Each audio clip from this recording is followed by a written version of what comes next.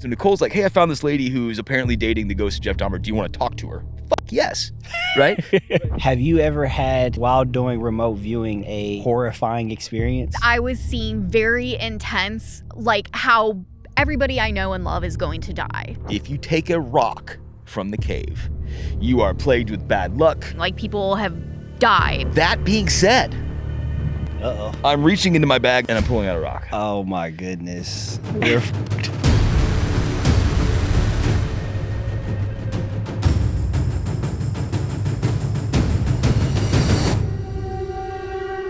All right, guys, welcome back to another episode of the HORRORble podcast, man. Tonight, it is a little windy out here, but we are making it happen.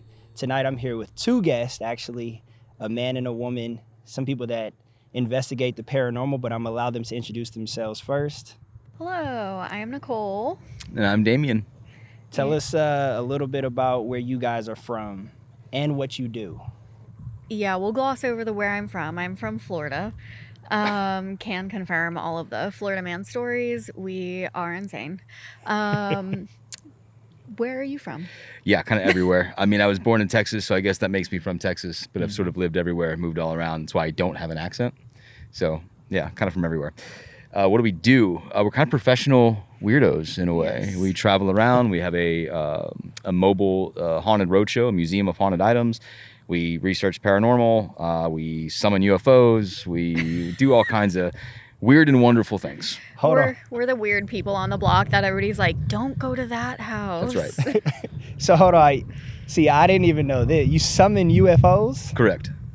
All right, we got to get into that a little later. Yeah, totally. I didn't even realize that, but okay, now that I know, we're definitely going to talk about that. What was it like growing up for y'all? Were y'all parents spiritual? Well, we're both Italian, so we were raised Catholic. We have lots of guilt. My family, I don't know that I would say religious. Like, I guess I went to church and did all of that when I was a kid. But in regards to weird things, I will say I am very grateful that my family has always been kind of open to it. Like, I have one of those families that, you know, after somebody passed away, it was pretty commonplace to be like, oh, there's a cardinal, that's grandma, you know, or things like that. And I never got shamed for it, which is good because I've been interested in weird things since I was a little kid. Like, my version of tell me a bedtime story was I wanted ghost stories to be told to me. So they were open to those things. But yeah, I definitely am the weirdo of the family for Nothing sure. wrong with that. Yeah. No, I think kind of similar. I mean, I went to Catholic schools growing up. Right? I was actually kicked out of two in my time. Mom was super religious, for sure. I mean, when we would move around, if we were looking at a house or something and she would walk in and get a feeling or something, oh, something is negative here. And then we just wouldn't move there to that house, you know? So that's really the extent of it. But the summoning UFOs and the collecting haunted stuff, no. As a matter of fact, later. yeah, much later. And not really something that she really likes too much. She worries a lot, so. So did you guys ever have paranormal experiences as a kid? Well, you certainly did. I did. Yes, Okay. I did. I will put it this way. My literal first memory was at a funeral looking at a corpse. So that is my first memory. But yes, growing up, one of the things I talk about often is I would wake up and see shadow people surrounding my bed. Like, these were things that were just kind of normal for me. But because I thought it was normal, I didn't necessarily talk about it. So I didn't really realize it wasn't normal. But yes, I had a variety of weird experiences when I was a kid. Nothing like that on my end. I mean, that's unbelievably wild, to be honest, you know. And when you go and you visit, you know, her family, your family, and they talk about that. Yeah. Oh yeah, Nicole wakes up and sees shadow beings, and it completely shifts when you are at our point in life, you're in bed and then you wake up and there's 10 of them around the bed, and I'm like, fuck, and this is what you dealt with growing up, and you're like, yep. Yeah. Yeah, it's kind of the running joke with my friends that if you want to see something weird, to just Yep. sleep with me. And it has happened to all of my friends who have slept in the same room as me. They will wake up at a certain point and look over and see a shadow figure standing over me next to the bed. And yeah, it was kind of the running joke in my family when I was growing up of like, oh, you want to know if your place is haunted? Just take Nicole, which is so weird. I don't know. I should have figured out a lot sooner than I did that I have abilities, because I would always walk in and be like, oh, did somebody die here, like right there from this, and it was always right. But I don't know, because I thought it was just normal. I don't know, I just thought it was normal. Yeah.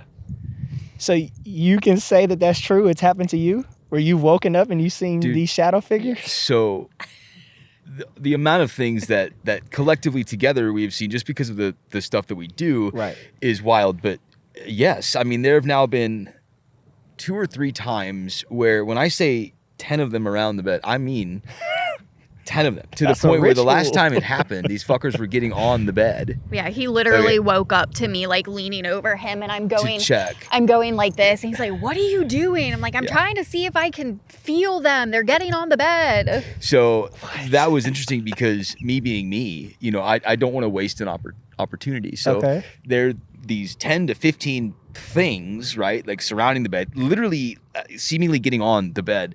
So my first reaction is not to, try to get them away or whatever, but it is like, yell, be afraid. It's like, okay, you want to party? And I'm like, does anyone want to touch her right now? Like, what's going on? I'm trying to have my Ghostbusters moment, right? Didn't happen, but I tried. So, because I can only imagine if she has the ability, right? What they look like from your end. Are they just dark shadows? Yeah. And I think it looks the same even on her end as well. It's an interesting phenomenon to witness in person. And I want anyone that's listening to understand, I know that she just mentioned, we woke up and we were in bed and we see them. I think a lot of people will equate the shadow person phenomena to, you're asleep or you're half awake, whatever. This Sleep is not paralysis. what I'm talking about. I'm talking about seeing them when you're wide awake. And it looks just like pure black, like that, just pure black. And sometimes it will have a shimmer to it, like if you are looking at heat on pavement. Yeah, I know exactly what you're talking about. It'll kind of look like that in a way, almost like a wavy, like oil. Yeah. What the hell? So your first time that you seen this, did you scream? Did he scream? No. No. I do have what we call Damianisms. And, because I get very excited about this stuff, and we will be in places and have things happen, and oh, fuck, and I'm just going nuts. And I think that energy maybe even brings something to it. But scream, no. Damianisms, yes. Well, and it's from excitement, though, too. I do want to say we are not the paranormal investigators that see something and then run away screaming. No. It's like, why are you even doing this if you're going to do that? So when we see something, like he might have a reaction, but it's because you're excited. Yeah. And we always, we pursue it instead of going the other way. So let me ask you this. You guys both have had, I guess, long-term curiosity for the paranormal. But when did that turn into basically an obsession? Well, I mean, I know me. I think we both have the unique ability to be obsessed with things. We both have massive ADD, right? Which neurodivergent, whatever the fuck people call it. For me, I can tell you exactly when I first started collecting supposedly haunted items and bringing them in my house and everything else. When you start to have experiences based around these items that you collect. Well, my brain immediately goes into obsession mode. What is this? I need to have more of these. I want to go find more experiences, hear more stories, get more items, which is precisely what I did. So now we literally live in this house that is full of haunted shit. And we drive it around the country. We take it around. People see it. People have experiences with it. But for sure, it was starting to see experiences around this collection that immediately turn into an obsession that every day gets worse and worse. I would say mine started, it was probably after my first actual experience, I would say, which happened when I was 8 years old. Can we talk about that? Yes, I can tell you. I can tell you the tale. So I was 8, and it was a few days after my great-grandfather had passed away. And growing up, I was always very close with my grandparents, and so it was my grandpa's father who had passed, and so I'm staying at their house. Mhm. And again, this is a couple days after my great-grandfather had passed away. Now, prefacing this with, shortly before he passed away, he had given me one of his old hats. He had this baby blue old newspaper boy cap that he always would wear, and I just loved it, and he knew I loved it, so he had given it to me. So fast forward, spending the night, sleeping in the guest room at my grandparents' house, and I wake up. Of course, cliche, I know, but it's 3 a.m., and I remember this because when you're laying in the bed, you're looking straight ahead. To the right is the doorway. To the left is the television with an old alarm clock on it. 3 a.m., right? So I wake up, I'm looking at it. I'm like, that's weird. And then I look in the doorway and I notice that there's this baby blue, like almost kind of internally glowing, like mist kind of forming. And it's getting bigger, and it essentially forms the outline of the shape of a person. Yeah. And it's just kind of there, and it's hanging out. And of course, experiencing it, it felt like it was forever. I'm sure it was only, a matter of seconds. Mm-hmm. But the weirdest thing to me still to this day is I was 8 years old, okay? I was not afraid at all. I felt so at peace and just comforted, but also very curious as to what it was. But anyway, so it kind of disappears, goes away, and as one does, I rolled over and went back to sleep. And then As one does. yes. Yeah. Most people probably would have screamed. Yes. I'm very odd. But then in the morning, even at 8, I think internally, you just witnessed something that you're not going to be able to explain. Mhm. But I still really wanted to try to find an explanation for this. And so even at 8, I was walking around the house, and I have my little notebook, and I'm looking for like mirrors or pictures, things that are hanging on the wall that were that same color, something that could have possibly reflected it. And I did not see anything. But I think after that experience, it just was so bizarre to me. And I couldn't figure out anything that could have caused it. And it just, sent me down even more of a obsession, as you might call it, than I already was. I mean, you were already showcasing investigative skills, right? At that point, if you're going around trying to debunk this. Junior detective. Exactly. Right.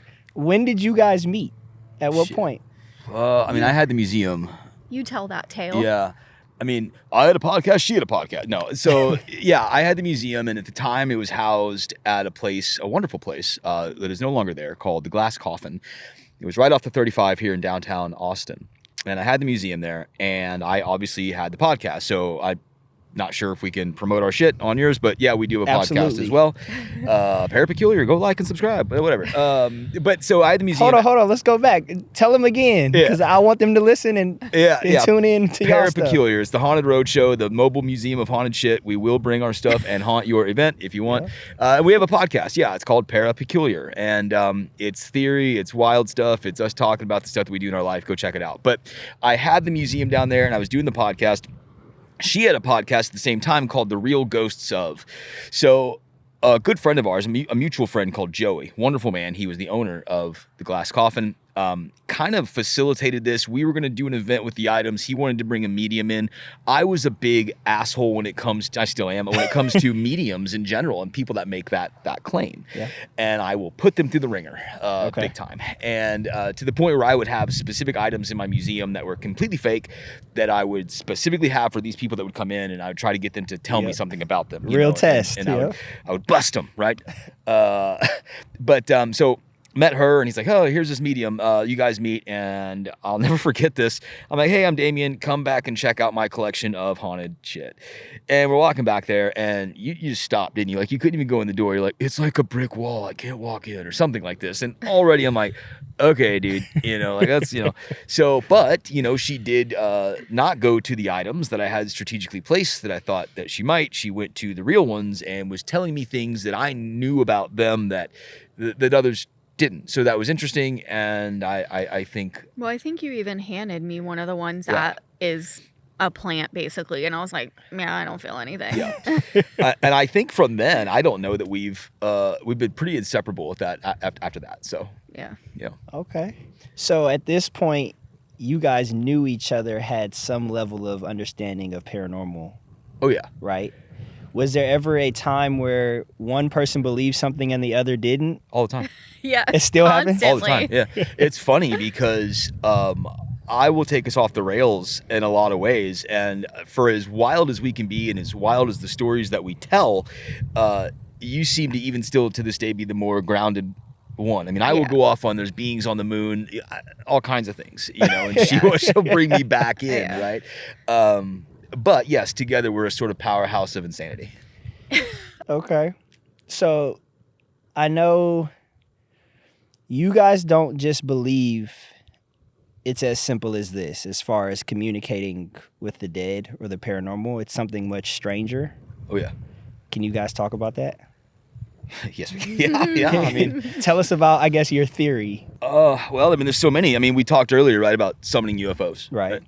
And I think just to sum it up, a lot of the ways we look at this, I would say that what we see in the sky, whether we call it a UFO or a UAP, or if we see Bigfoot out here, a cryptid, right, or if we see what we call a ghost, I'm of the mind that it's all the same thing. It's coming from the same source. It's the same type of deal. It's somehow presenting itself to us in a way that us and our consciousness can sort of measure and receive. Right? That makes sense. So I would say all of these things are more spiritual based, and they have been with us for a long time, and they're all kind of the same thing, as it were. Like I if you were to ask me, like, what is a ghost? The last answer I would probably give you is somebody died and they're wandering around communicating with us. I think it's far stranger. I think it's something that's been here since before we have, and I think it shaped humanity in such a way that world religions were started from it, because they didn't know how to process it, and that is where I'm at. Yeah. Kind of with it. So my question to you would be, like, we've seen people do paranormal investigations, even go as far as like Ouija boards, whatever it may be, and talk to these entities. And some come through as people that they may know or have known and passed away. Like, how could you debunk that or explain that? That's a great question. Here's So where we're gonna get weird. Let's So, get into it. I think it lends itself to a really interesting story / experience that is really ongoing in our lives. So on our podcast, we had this woman on, Halder, Kristen Halder, and she had just written this book, and her whole thing was she is actively having a romantic relationship with the ghost of Jeffrey Dahmer. She's being haunted. Yes, and there's this by- like love story component to it, whatever. So Nicole found her. This was is like, what she's actually claiming? correct. Okay. So it gets She- weirder. The whole story, to preface before everybody's like, she's insane. The whole book is essentially her being like, I don't even believe that this is what is occurring, but she shares all of the synchronicities, things that happen anyway. Well, it gets really weird because so Nicole's like, hey, I found this lady who's apparently dating the ghost of Jeff Dahmer. Do you want to talk to her? Fuck yes, right? Like, yes, I want to have her on the podcast, like, immediately. Right. So super sweet lady, super sweet gal. Kristen, if you're listening, we love you to death. And she sent us a copy of her book and everything, and we were reading it before she was going to come on. So the first weird thing happens. So we're both reading the book. I think it's going to be a couple days and she's going to be on the podcast. We've not finished the book. I'll say that. We decide, because we're fucking weirdos, that we're going to have family seance night. So we do this quite often with our people. We will have them over. Our version of a dinner party is everybody comes over and then we get fucking weird, right? So we decide. Seance man. night? So we decided we're going to try. We got to talk about that, but go ahead. I'm going to let you finish first. We'll talk about anything. But I think we wanted to because we were reading this book and we were going to have this conversation, we thought, well, let's see if we can get our people that are coming over to get information from this seance, giving them the person we are trying to connect without telling them, if that made sense. Yes. So we were going to do Jeffrey Dahmer. So I printed out a fucking picture of him, we put it under the Ouija board that the people were going to use. We took a human skull cap that we have. We had it in there with some other like Jeff Dahmer shit. It was around, it was hidden. So we had people come over. This is when it just starts to get really, really interesting. So they're doing the seance. First thing that happens, there's a line of people there, and they're at the board, and all of them in succession start getting tapped on their shoulder from behind. And I'm like, okay, it's a bit odd. Then they start getting information coming through this Ouija board that is alluding to that it's going to be Jeff Dahmer.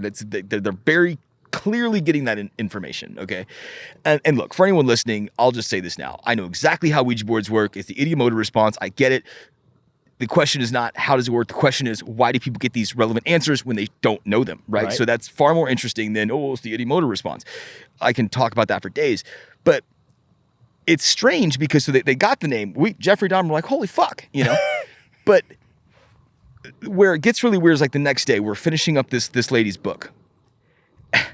And this phenomenon that these people had at our house during the seance that we had not even read about yet, she describes in detail in the book, getting tapped on the back in succession. It's how the book ended. Correct. It was literally a seance using a Ouija board with her friends, and that exact thing happened. Yeah. So y'all hadn't finished the book yet. Correct.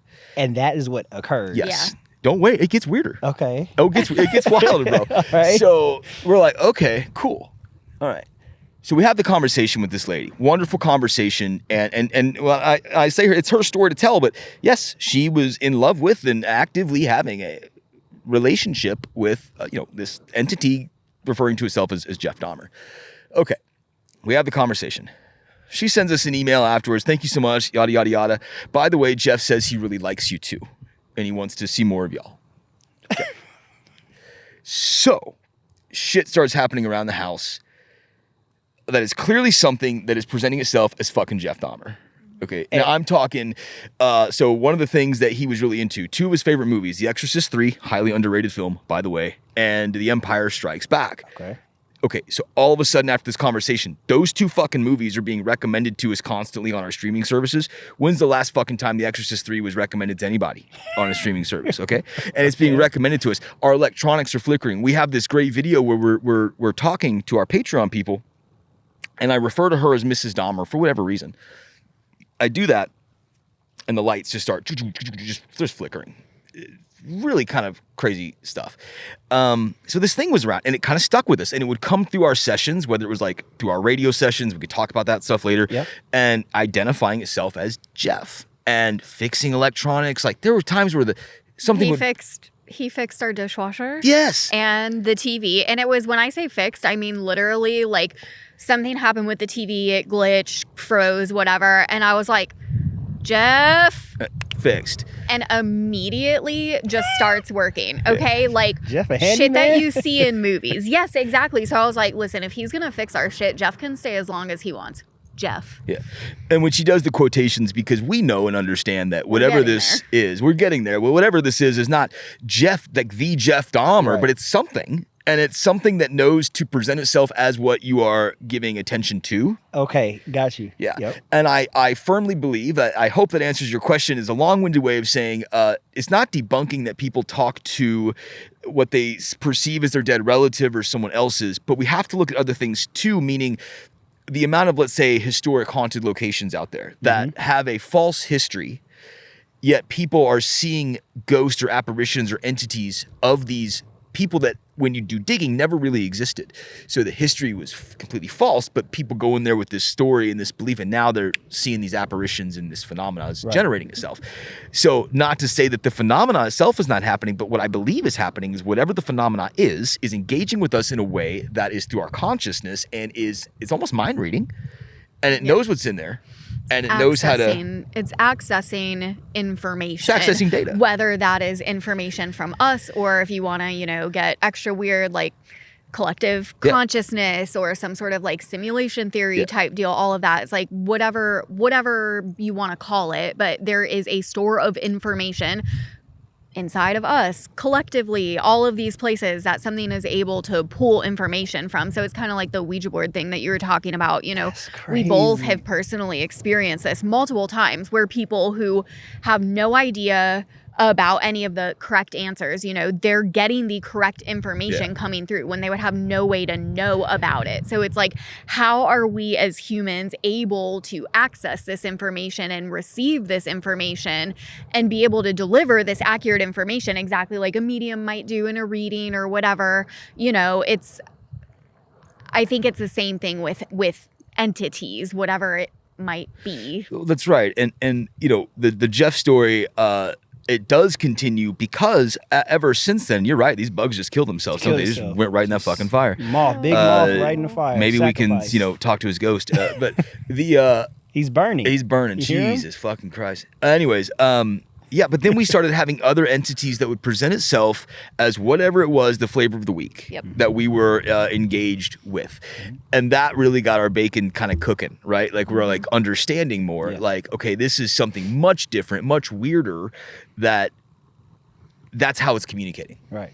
The conclusion currently, I think that we've kind of come to is whatever changes daily. Whatever these things are, whatever these entities are, beings, whatever, it almost seems as if whether it can be, you know, just neutral or, you know, good, right? Like delivering messages, say, oh, I miss you, I'm so proud of you, whatever, seemingly harmful, right? It seems like it's some form of essentially like getting that energy from the interaction, right? To whatever degree. And they kind of use that to be able to manifest, to interact with us, whatever it is. So it seems like there is, again, whatever this is, kind of looks for scenarios where it's able to do that, to kind of get this energy. Well, and you think about the focus one gives on a dead loved one as an example, or they're trying to contact it. Yeah, well, it's highly emotional. Exactly. An emotion, we've seen that. When we talk about Damianisms or like getting excited when you witness phenomena, well, it seems to make things pop off even more, right? And I think there is a level of emotion and just our consciousness in general that comes into this, that whatever these things are, they are able to telepathically, we'll use that for lack of a better term. Well, I definitely think it's telepathic. Kind of communicate with us or know things about us, and it just gets stranger from there. Yeah. This is like mind blowing. The way that you guys just explained it, right? Because I guarantee you, the average person doesn't think about what you guys just stated. No, it causes us to have a very low or small It's not core group. It's not super marketable via things like paranormal TV, because it's very entertaining and scary to think 100%. about, like, oh, there's a dead person standing in the corner and they're gonna come get me, and you know. But yeah, it's not super sexy to think about. Think about these things this way. It's more mind fucky. It's not super sexy until there's 10 shadow beings in your fucking bed. That's sexy as shit. No, but I think that it might be too strange for a lot of people, and taking that away from people can be a challenge, right? When you're giving these ideas of, you know, this could be something completely else. I know it feels like your dead grandma, and maybe there's a piece of it that is, you know, maybe you are tapping into what some people call Akashic records. I just call the network, right? Sort of a vast consciousness that exists all around us that we are infinitely a part of, and so is everyone else. And if you can get into that, then okay. But to tell someone that it's not their dead loved one there, potentially, that it could be something else, it's hard. Yeah. It's emotional. And it's even something that we know to be true, because another rabbit hole we've gone down is the whole remote viewing, and, you know, there's all the CIA declassified documents. Typical Friday night else. Yeah, the project or Gateway Project and all that jazz.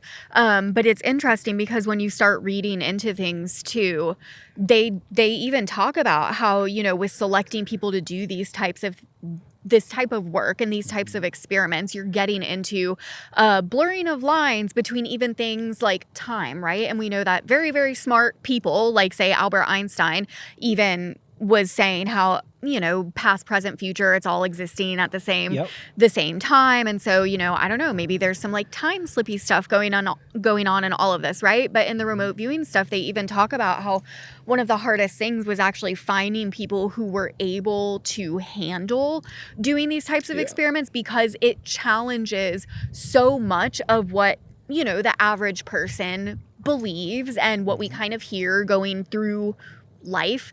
And when you are having your beliefs challenged to that extent, to where it's making you question like reality or what you believe in general, a lot of people like literally are not able to handle that. And they're like, I've read the accounts of them going through, you know, how many people like literally mentally broke from going through these programs and protocols and stuff. So yeah, it is, I think it can be a bit, if you're prone to being existential, you'll love these ideas.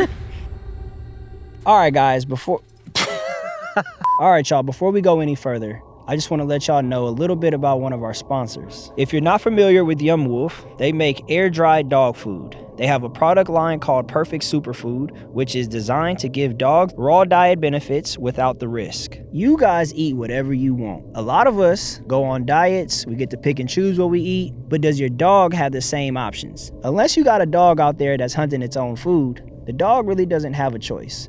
So you need to make the correct choice for your dog so that they can be healthy. The ingredient list is super clean, no fillers, no gains, no synthetics. It's just real, thoughtfully sourced food for dogs. What I really love is the convenience. There's no refrigeration, no prep, no defrosting. You literally just scoop it and serve it. If you want to learn more about Yumwoof, click on the link in the description, and man, I promise you, it'll be everything you need to know about Yumwoof and how it can make your dog's life much better. So I do have a question. I do want to rewind it just a little bit. Yeah. Because when it comes to communicating with these people that, as you're saying, we're all one conscious, and it may be something telepathically that these people are, I guess, reading our minds to bring forth an image that we would want to see. But what about the times where it's like something, you can tell it's something evil, or like somebody gets scratched? So like how do you know? How do you differentiate the two? Okay, wait. Can I talk on this first? Yeah, and yeah. Okay, so I will say this is like, I don't know, paranormal weird territory, because there are so many people. I feel like it's still kind of the cool thing to be like, oh, not everything's a demon. I don't know if demons exist, blah, blah, blah, you know. And yes, it definitely can be grossly exaggerated, right? There's like shows that everything's suddenly a demon and, right. you know. But I will say we both currently are of the mind, like there definitely is something out there that is inherently negative. Okay, there is. And not an opinion either. That's fact. Yeah, and well, I mean, we've both had experiences at this point, you know, and this is like me being the medium, I guess. Everybody talks about protection, right? And oh, just set your boundaries, and oh, just tell them they need to back up, and oh, just do your line of salt at the door, blah, blah, blah. Okay, well, I will tell you a story. My number one boundary that I always set whenever we go into any location is do not touch me. You can show yourself to me, you can talk to me, you know, do all of these things, but do not touch me. So even you have boundaries? Yes, okay. I do. All right. Not many, because I do like to fuck around and find out, but I do. So we went into one of the places where I would say out of everywhere we've been, I think tomorrow. that we're going there tomorrow. Tell us where you're going tomorrow. It is a place called Hill House in Mineral Wells. Don't let the cliche name Texas. fool you, by the way. No, it's wild. And we've been a lot of places. We've both been all over the country. And this is, I will say, one of the places that I would be convinced that, like, if there are demons, call them whatever you want. We will just say negative entities, something that is inherently negative. It is there, okay? And I say this because despite setting my boundaries, you know, wearing your protection, having your crystals, insert whatever you want to do here, they definitely gave me a hold my beer moment because I got scratched. And this was something, you know, yes, of course, acknowledging there are things like psychosomatic, where... Anyway, that's a whole other rabbit hole. But I 100%, fully believe, like, I am setting this boundary. There's no way I can be scratched. Like, I cannot be scratched by something. And he watched it happen. You were the one that saw it on me. It was on my back. You see it manifest. And it was just such a, like, oh, you really thought that we couldn't, you know, you really thought that you could just say, don't touch me, and that we have to listen, you know? So it's interesting because when you do the things that we do, you eventually have enough experiences that will prove these, you know, conventional ways of thinking about these things totally wrong. And it's like, I don't know what the spiritual rule book is. We do think that there is one. There definitely is. Because there are certain things where, you know, you'll see the patterns, but we also have seen the things where they do not follow it at all. Your hold my beer moment from them was tame compared to the one they gave me. Yeah, well, I got pegged. I got paranormally pegged. That one was for both of us, I think. Yeah, that was wild shit. Yeah, I mean, that is it's funny because I've been one of these people that, you know, I do find the whole idea of when people say, okay, we're gonna sage and we're gonna put our boundaries here and then they can't touch us. I find that interesting because what are we saying about these what we refer to as spiritual beings? Look, if a human wants to break into your home and do you harm, no amount of salt or telling it no is going to stop them. So true. You know, why do we expect that from these things that apparently are infinitely more knowledgeable and, you know, for lack of a better term, powerful than we are? But if we're like, no, leave me alone, they have to. It makes zero sense to me, man. Like zero sense. And the scratching thing is interesting because I've seen it happen. I've watched it happen to multiple people. I've watched it happen to her. That's not, though, when you feel that things are negative. Like, yeah, just because you got scratched doesn't mean it's negative. I'm just bringing up Hill House as an example of somewhere that it for sure is. But I think to your question of how do we kind of tell the difference, I mean, you feel it. Like, you can feel it. But I do also want to say, though, you have to be able to differentiate between fear and actually feeling, you know, for lack of a better word, the energy of whatever it is. Because, of course, when you're going into these places, some of them are just inherently really freaking creepy. Like, listen, if you are sitting in the hole of Missouri State Penitentiary in the pitch black by yourself, yeah, it feels a little weird, okay? But I think people should realize, and we did a talk on this at one of the events we were speaking at, and the question, I was doing a panel, and the question was, you know, how do you know if an entity is good or bad or evil or whatever? And it just came to me that the easiest way to answer that is like, well, how do you know when you're dealing with a person? So when you meet a person, we all can get vibes from people. Yep. Everyone's got a story of like, dude, this dude just rubs me the wrong way. Yep. He creeps me out. And oftentimes it turns out that there is some validity there, that it's right. Yep. But this is where things get actually kind of scary, is you can feel it out, but not always. Because let me tell you something. There's a whole bunch of gals that wish that they could have felt that out when they met Ted Bundy. And I do believe that these things that we're contacting have the ability to make it seem like we get Ted Bundy'd. You know, like they make it seem like everything is safe and I'm your dead grandma and give me all this attention, blah, blah, blah, blah, blah. There are stories of people, us included, that when you're giving these things these attention and then you turn it around on them and say, actually, I know what you are, I know what you're doing, I know what your intent is, these things get very upset. Yeah. And they fuck with you. Yep. In bad ways. All right, I'm gonna spin it a little bit. Setting a boundary, is that potentially egging something on?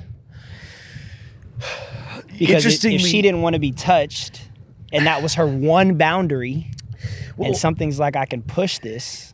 Maybe in certain places. The place that we were talking about, that could very well be a factor. That place is fucking wild. Yeah. I mean, no joke, that's a place where I saw talk about shadow beings on 4 legs fucking crawling at me. You don't, but there, maybe. I think, though, that what's really interesting is since it does seem to work a lot of times, where, oh, you can't do this or don't be in my house, or, you know, people will go through paranormal phenomena and they'll say, I just said, leave me alone, stop. And it stopped. Yeah.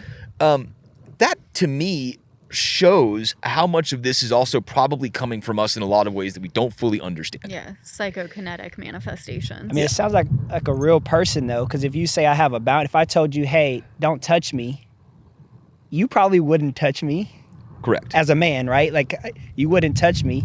So it kind of tells me it may be something that is smart. But ask yourself, well, it's definitely intelligent. Now ask yourself this: what if that same scenario happened, but I, in my mind, knew that there was nothing that you could do to react? If I did touch you, see, I know now there's a boundary. If you say, don't touch me, if I touch you, I may have to deal with consequences of now we're going to maybe get into a fist fight, an altercation. But now you've got these beings that you can tell them that all you want, but what if they do? What are you going to do? We can't see them. We can't drag you down the hallway. You know, what are you going to do? Yeah. So it is very interesting, but there is that power of belief in there that really takes you back home to, there is seemingly some connection between us and the phenomena. There are intelligent beings, but there is also a big component of this, I really firmly believe, has a lot to do with us and our connection that we have to everything around us that we really fully don't understand. But then I gotta ask, though, at some point, if they are telepathically able to communicate or even read our minds to visually, I guess, appear with what we want to see or what we want to hear, did you ever want something to actually happen? Do you see what I'm saying? If Yeah. you wanted it to happen, if you wanted to get scratched, touched, dragged, poked, Yeah, well, it's interesting. they could have because made that happen. I will say, I mean, there have been plenty of times for both of us where we've gone in, like, for example, at Old Park Hotel, there's this one room where, you know, we have seen the footage of people sitting in this one specific chair and they will get slapped. Like, you hear it. It is loud. Or, like, people getting thrown out of the chair, whatever. Like, yes, absolutely. I went and sat in the chair and I was like, all right, here, I'm sitting in your chair. What are you going to do about it? You know? Like, yeah, and nothing happened. Right. Well, except it was then, as I'm sitting there asking questions, trying to get something to generate from you or someone sitting in that chair, it's making fun of my efforts through our radio. Yes. It called me gay, which is wild. Okay. You know, like, okay. Like, Yeah. you know, but it's it. We thought we were talking to somebody that may or may not have been like in Vietnam during the time. So I'm playing Creedence Clearwater, trying to, like, you know, like every movie that has a Vietnam scene.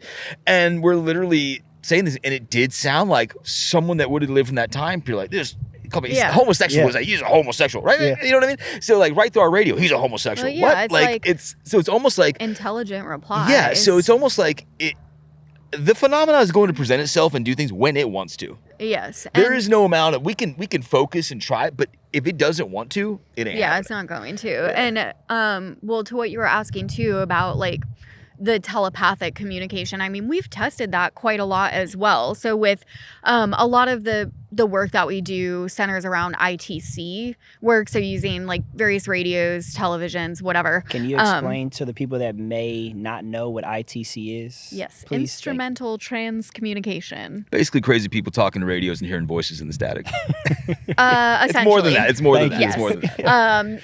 Essentially, yes. But when we're doing that, there have been multiple times where we're doing it and I will literally telepathically, like, I will be asking a question, or I will often pick, like, a code word and be like, say purple, and it'll immediately, like, you will hear the word come through the radio, which, just for anybody, like, if you want to get extra weird, it's real fucking weird when you are sitting in front of a radio that is just plain static and you hear a full ass word come through, okay? Like, it's not on a radio station. It's not a DJ. Like, what the fuck is that? I don't know, but this is what we do on our, you know, evenings.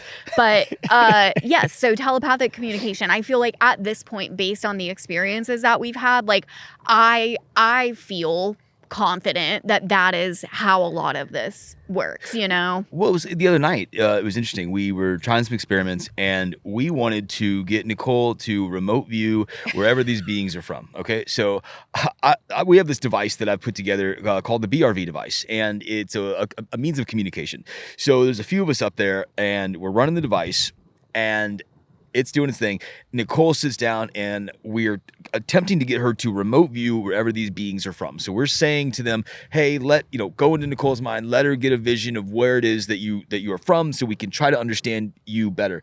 So she does her thing. She does her remote viewing. She draws this thing. She's got it in her notebook. She's done drawing. And I'm asking the question of, what does it look like where you are? And we actually have this recorded. There's several people in the room, and right through the speaker goes, ask Nicole. She had just got done drawing what she thought was, you know, a download of where they were from. So it was like, ask Nicole. And then we looked, and she'd already drawn it all, which is very, very interesting. So it was something that seemingly knew what she drew, knew that she was done, and told us, ask her. She just drew it.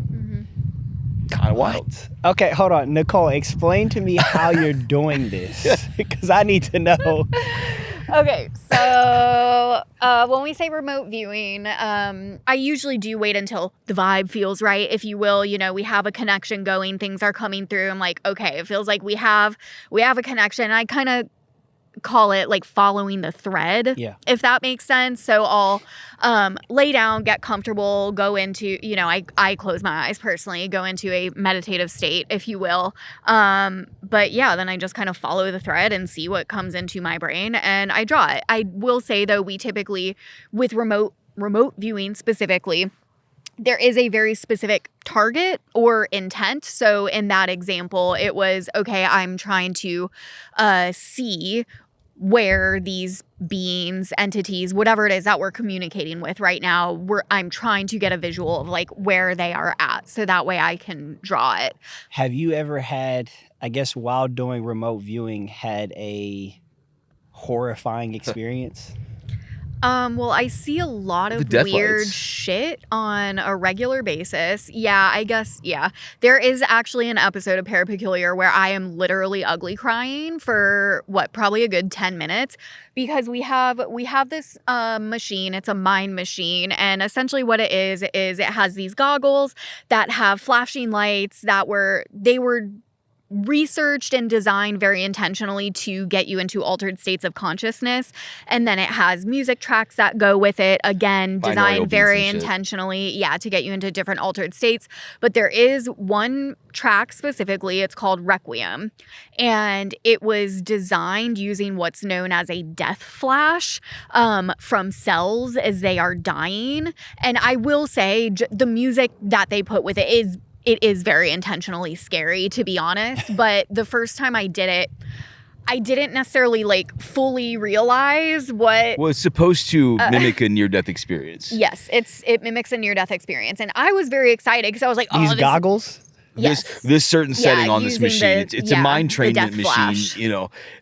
Yeah, and this specific setting that we'd added to it was supposed to mimic a near-death experience. So, of course, in our mind, it's like, well, let's fucking try this, because, you know, I'm always trying to get her into these like weird brain states, right? And get her out of body and like finding stuff, you know. So we, you know, and this time it was intense for you. And I mean, going into it, I guess, you know, I was naive, and I was like, oh, this is going to be great. We can use this in investigations. I can put this on, and then I'm going to be more like at one with that state, and then I'll be able to pick up on more stuff. You know, I was jazzed up about it. But then I did it, and it was like, and this track is like, it's like 40 minutes long or something. Like, it's pretty long. Okay. Yeah. And so the first time I go in, and I think I stopped it at like 5 minutes in or something, and I take the goggles off, and I'm just crying because already I'm basically too long didn't read is I was seeing very intense, like how everybody I know and love is going to die.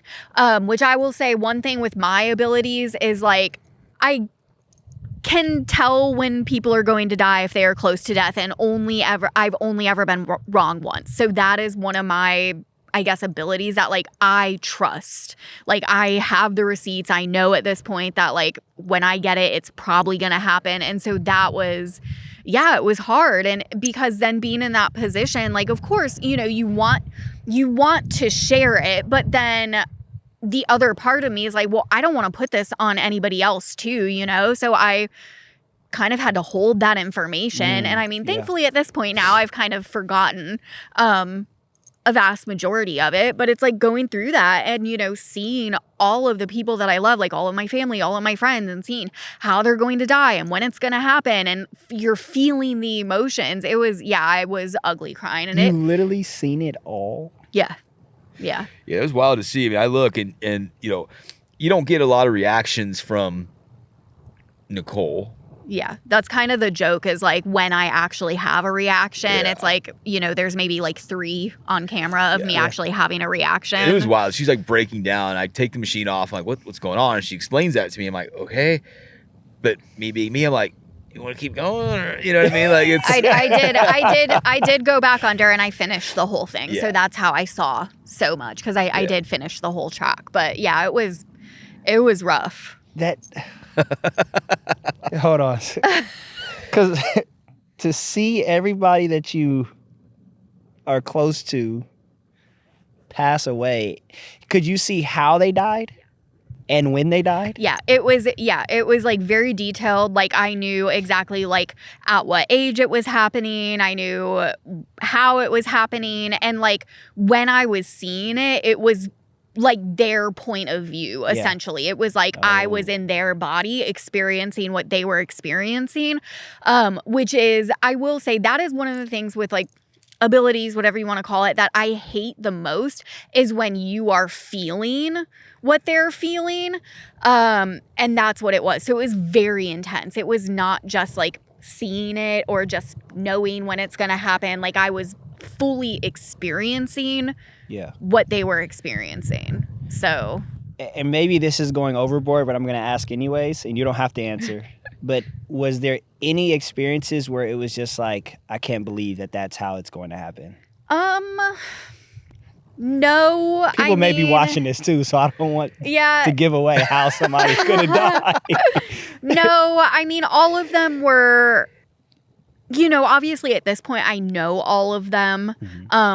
Well, like it wasn't like I was seeing like, oh, our neighbor who I've waved to once and don't actually know them. You know, I know all of these people, which also entails I know, you know, what like medical conditions they have or like what their lifestyles are like, things like this. So it wasn't, I will say there wasn't anything that was unexpected. I mean, there were some that were harder than others because, you know, if something happens sooner than you might want it to, that's obviously not ideal. And you never want to like go through that with somebody that you love and care about, you know. But I have, you know, there are some people in our lives who have gotten some stern, you need to stop doing this from me. And this is why. And I do also though believe that things like this,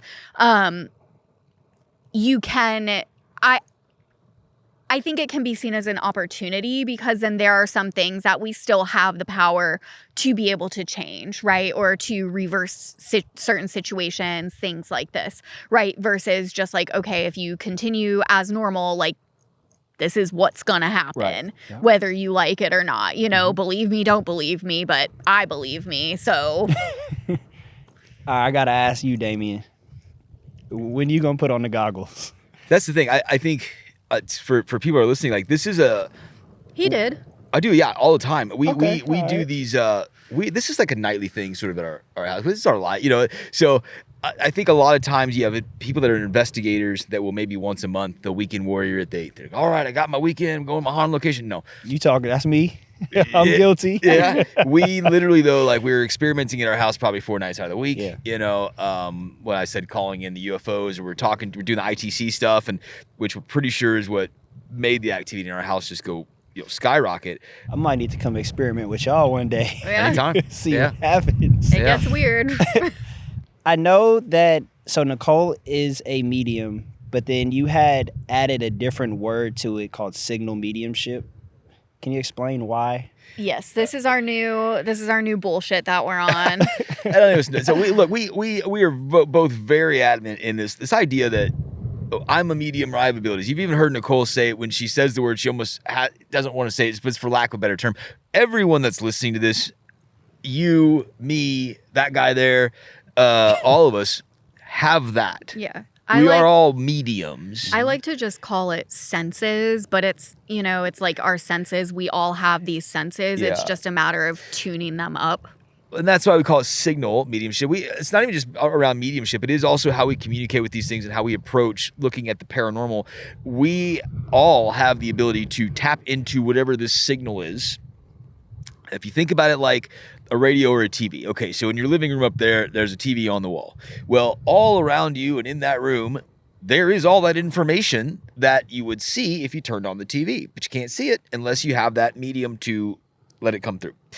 That's the easiest way I can sort of try to explain what we're talking about. But we think everyone's a medium. The idea of signal theory is our way of approaching it to where we don't want to get lumped in with the New Agers or the people that are metaphysical people that are looking at mediumship as like, I have an ability or I have a gift and a ghost talk to me or I'm channeling ghosts. No, we want to look at this and take it to the level of high strangeness that we believe it deserves. Yeah, and it's also, we just wanted to be able to more clearly differentiate the way that we look at things, because obviously it's a bit weirder than just your typical, you know, when you hear the word medium, it's like, I see dead people, right? And obviously, as we've discussed tonight, we think it's actually a lot stranger than that. But, you know, something you touched on earlier with the government documents and all of this, that I think we actually all are a lot more powerful than we're led to believe or that we even understand we are. And so I think the whole idea of mediumship just being, oh, I can talk to your dead grandma or whoever it is, it just feels very reductive of what we're actually capable of, going to things like remote viewing or...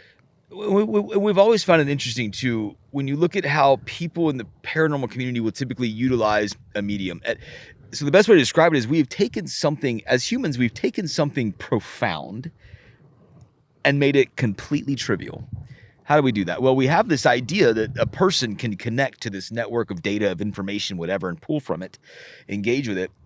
What do we do with that? We take them to a haunted location. We say, okay, let's not tell them about the history and see if they get any hits. And then they Which do. is still cool and it's fun. cool and all, but it's mental masturbation. It's ego. It is narcissism at best. Yeah. It's literally like, it has nothing to do with the profoundness of what is happening, of the nature of what is happening. It literally becomes all about you. Oh, I got hits. Oh, I got hits. To the point where people will block themselves because they're worried that they will be made fun of if they don't get hits, right? Yeah. That's ego. That's narcissism at best. Yeah. So I think we want to take that, we're taking it back. We want to take mediumship back and give it to the people and get rid of that ego part of it and that, in my opinion, narcissistic behavior and trivializing. Also just getting rid of the vibes of it, I guess, because a lot of the traditional approaches for mediumship, when you are going to somebody in the metaphysical space or new age space, things like this, it's a lot of like, oh, just trust yourself, trust what you receive, and clear your mind and things like this. But I'm like, okay, well, that's kind of a recipe for disaster. Like, that's not actually how you would develop any skill. Like, my background is in classical music, right? And so it's like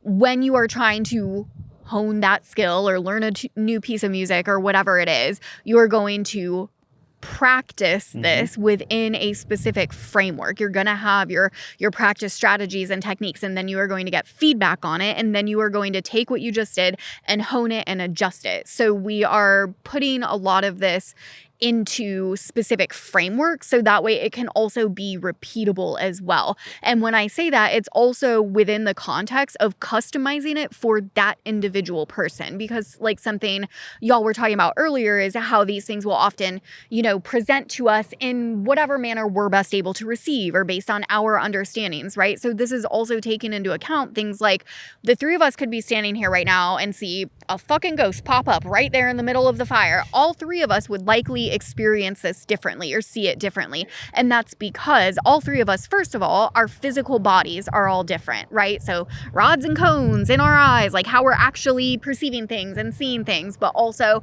we all have different lived experiences and different backgrounds. That's going to shape how we're seeing things as well, right? Like the brain it's a predictive mechanism, right? It's not a neutral camera that's just going to show us. Like it's getting sent through all of these filters in our brains. And so taking these things into account, I think is something that's very neglected in, traditional mediumship training as well. And some things can feel very like one size fits all when it's not, like your hoodie is not one size fits all. Like mediumship training should not be one size fits all either. Let me ask you this, and this may be going a little overboard, but I'm going to ask anyways. You stated that everybody has some level of mediumship. Yeah. But like the food, what we watch, what we feed our brains with, this can be, I guess, the signal blocker. Yes. Yeah. Yeah. 100%. Absolutely.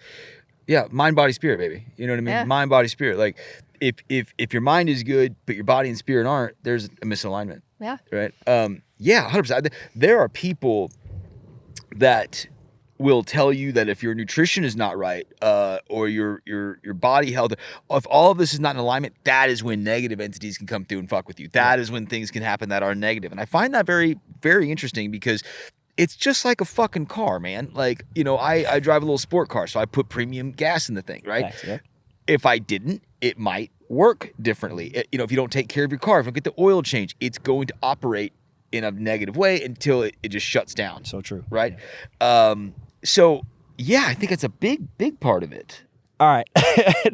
I'm going to be thinking about this shit all night now. I want to get into your guys' investigations. Specifically, I know you guys travel all over, right? how many places have y'all been to approximately so far? Oh my I mean, gosh. together I don't even know. Separately, it's I mean, countless. yeah, Together, I don't certainly even into the know. hundreds. Because when we travel, we're not only are we going to like locations, but we're going to like towns that have stories that we're trying to figure out about, like Yeah. local legends, even trying to figure that out. A lot of time on the road, we are presenting or speaking at events, or we are bringing our haunted roadshow, bringing our haunted items around, and we'll find ways to find local legends in a town, find the ghost stories, find the UFO encounters, and go out there and get weird. So y'all putting the boots on the ground, just asking random people, or Oh, yeah. just Dude, leads? Or? Yeah. Using That's shit where you like get the Radio best Nautica. stories, Yeah. you know, because it's like, sure, you can go on the internet and Google whatever you want, but first of all, most of it Is wrong. Yeah. is fake, right? Or like it's, basically the game of telephone, local lore, and now it's some big whole thing. But when you actually look into it, it's not even real. Which, yeah, to be fair, is probably a vast majority of things. But you find the cool stuff when you're talking to people. And so, yeah, that is like literally when we go to places, we will, go get dinner and we're talking to the waitress and asking what the local legends are and where are the haunted places. Like, that's how you're finding the interesting stuff that not everybody knows about, you know, because, I mean, for me personally, I just find that a lot more interesting. I mean, not to say that the big things aren't interesting too. Like, yes, I love the big spooky places. Like, we're going back to Waverly Hills in next month, April. Yeah. I don't know. I have no concept It's a of wild time, fucking but place. is that we go the hospital? an old tuberculosis sanatorium. And we're going back for specific reasons. It's interesting. We were there and we all had this experience where we are all in this room, a whole group of us. I'm interacting with this shadow being. Okay, so none of us have just woken up or asleep. We're all up. We're doing our thing. And it's there, and everyone sees it, and I wave at this fucking thing, and it waves back. Everybody sees his hand wave back. Yeah.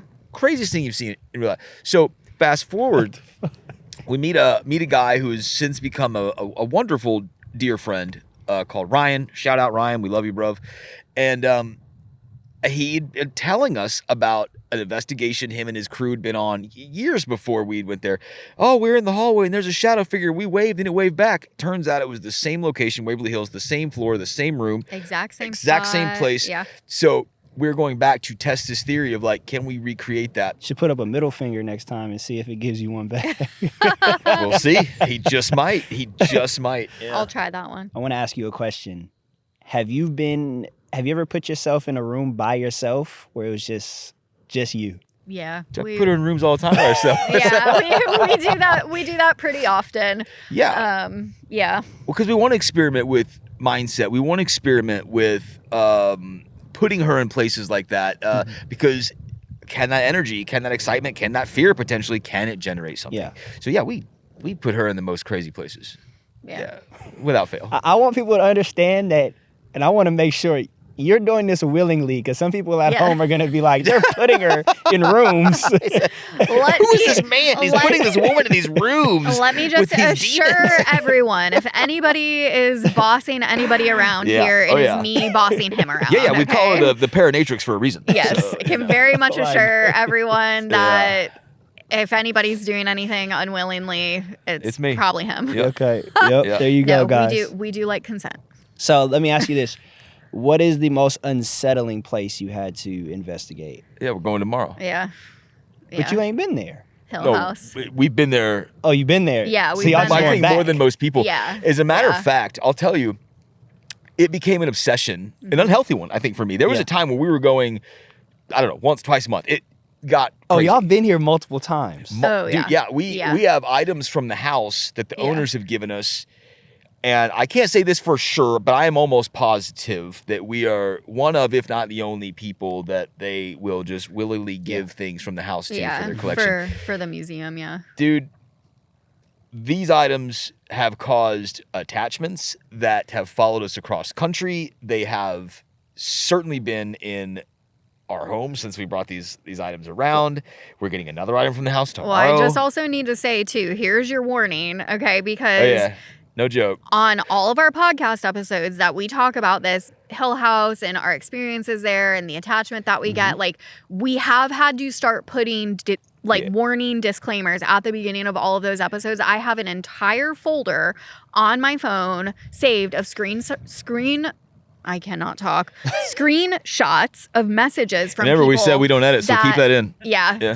Please do. I'm an idiot. It's fine. But of people listening to these episodes and then having this activity happening in their homes while they're listening. Like, I know, we're kind of like saying these things lighthearted, but like that, it's for real. Like when we do events and conventions and stuff and we bring these items, people are having things happen. So disclaimer, if anybody gets whistled at or starts having a bunch of flies surrounding you at any point during this, or hearing, what sounds like footsteps walking around somewhere near you, it's not our Let us know fault. in the comments if anything happens to y'all. Yeah, especially if while it's a watching whistle. this. If it's a whistle, contact us. Yeah, send us a DM on Instagram immediately, and also say hi. So I was thinking while you were talking about the items, right? These haunted items, and I want to get into this separately, but I want to get this off my chest now while it's in my head. If you believe that it is something attached to these items, is that not your conscious, like going back into? Great question. So I'll tell you, for people that collect these items, the overwhelming majority of items that we get, while whatever the supposed phenomena is that the people were experiencing that we get it from, the phenomena will stop for them when they give us the items, but we never see phenomena from it. That's a big portion of the items. There are a few that, for whatever reason, okay, and in a way, it doesn't go against what we're saying, because when we say that there's a consciousness component, it's not that we're generating it all, but whatever this is, it has to use that to connect with us in a certain way so that we can experience this. Right. Are some items themselves do they have attachments? The best way to describe it would be yes, but it is going to be specific ones, and for the reasons I could not tell you why. I don't think the items themselves have the attachment so much as whatever the thing is attaches itself to you. Mm-hmm. So the place we're talking about, Hill House, one of the things I had done there was what they call a lone wolf. That's where idiots like me will go into the house by yourself. They have all the lights out, and they don't let you have any lights on. Okay, and all you have is this IR. And you've done this. Yeah, I did it. And are you scared? No, I mean, It don't scare you at all? Yes, he was. Oh, in that moment? Oh, Yeah. God, yes, I was. Oh, Yes, he was. That's one of the times I saw the four-legged shadow thing come at me. Okay. It's also, Nicole had sent me in there with a rosary from the Vatican to wear around my neck. I get out of that house, she goes to pick me up, and it just falls off my neck. Oh, shit. Kind of wild stuff. This guy's laughing. I'm telling you, it's wild. But, that... We laugh about it now. Yeah, but it's interesting when we talk about attachments to the items, to sort of answer your question. Yeah, it's working with our conscious in some way, and I think the attention you give it has a lot to do with it. Can I explain why certain items have this and then some don't? No, I don't know. But we have a few that we call heavy hitters that, boy, oh boy. Yeah. Like, it ain't no joke when we have a warning sign on. Mm-hmm. We're going to talk about that because I got a whole different section for that. Yeah. About the museum stuff. Sure. And the items. But I had to ask that question because we talked about it earlier. Well, there's a to touch on that, haunted items are interesting, and there's a long history of it being in our culture and our folklore. Here's one. You ever heard the story of the Bell Witch? No. Okay. Well, it is essentially the first great American ghost story. Okay. And wild rabbit hole to go down. Anyways, on the property where it transpired, the haunting transpired, there's a cave known as the Bell Witch Cave. So the legend is, if you visit there, if you take a rock from the cave, you are plagued with bad luck.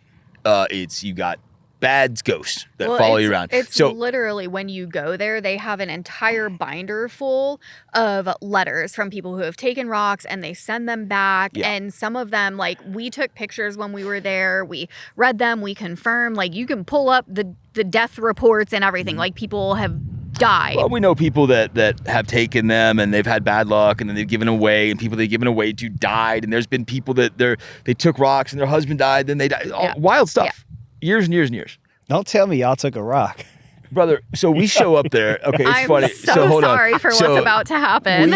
We showed up there, and lo and behold, when we get there, it's raining. So we go, and they're like, hey, we're not taking anyone down to the cave because it's raining. Mm-hmm. We'll give you a tour of the rest of the property. All right, whatever.